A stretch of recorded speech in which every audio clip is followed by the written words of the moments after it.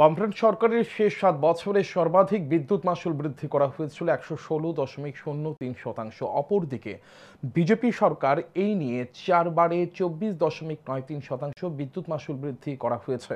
বিদ্যুৎ নিগমের বেসরকারীকরণ করা হয়েছে বামফ্রন্ট সরকারের সময়। সোমবার প্রদেশ বিজেপি কার্যালয়ে সাংবাদিক সম্মেলন করে এমনটাই জানান বিদ্যুৎ মন্ত্রী রতনলাল নাথ।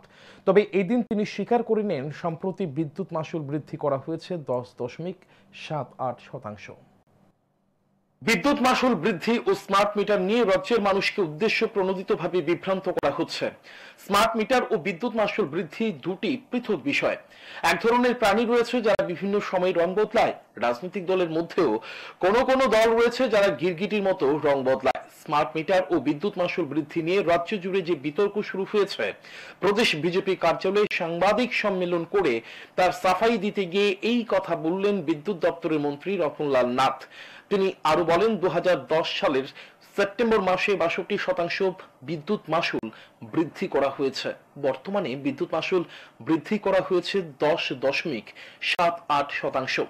২০১৩ সালে বিদ্যুৎ মাশুল বৃদ্ধি করা হয়েছিল ইউনিট পিছু ১ টাকা ৪৬ পয়সা।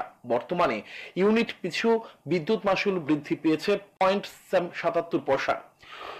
বিদ্যুৎ নিগম পূর্বে সরকারের অধীন ছিল। ২০০৪ সালে বিদ্যুৎ নিগম তৈরি করেছিল বামফ্রন্ট সরকার।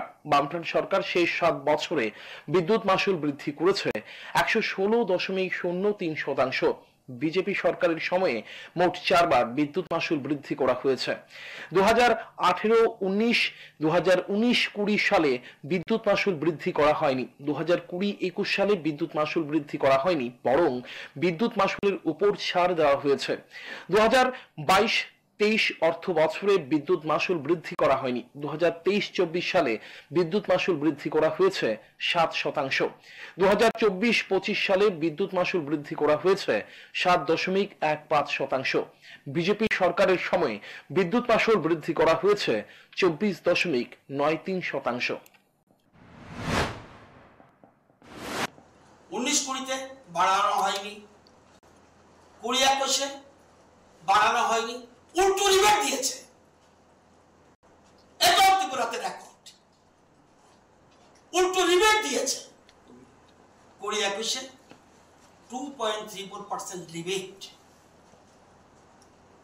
22-23 বাড়ানো হয়নি, 23-24 বাড়িয়েছে। কারা বাড়ায়? কমিশন বাড়ায়।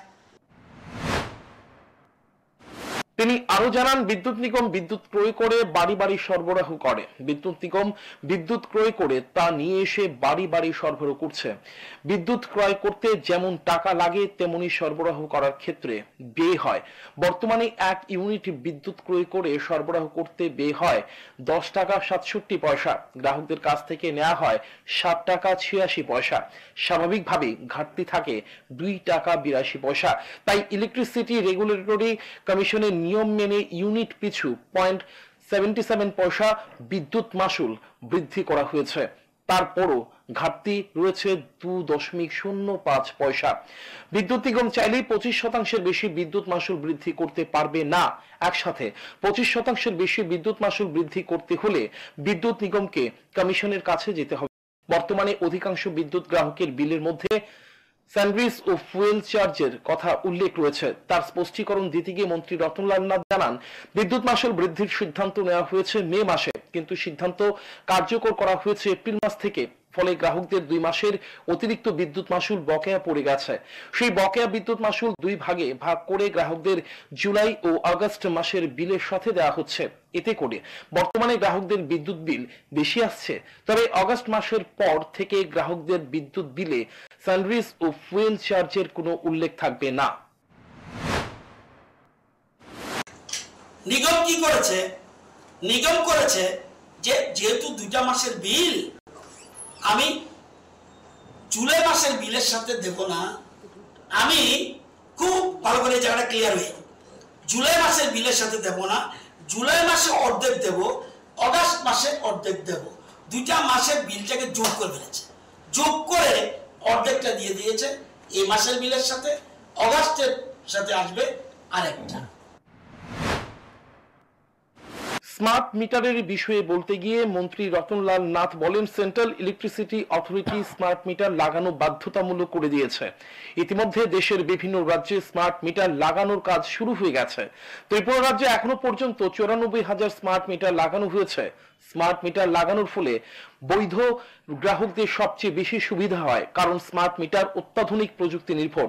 পশ্চিমবঙ্গে বিজেপি স্মার্ট মিটারের বিরোধিতা করছে। রাজ্যে বিজেপি সরকার থাকার পরও কেন রাজ্যে স্মার্ট মিটার লাগানো হচ্ছে, এই বিষয়ে প্রশ্ন করা হলে মন্ত্রী রতনলাল নাথ জানান, পশ্চিমবঙ্গের স্মার্ট মিটার তিনি দেখেননি, কিন্তু ত্রিপুরা রাজ্যের স্মার্ট মিটারগুলি পরীক্ষা করে আনা হয়েছে।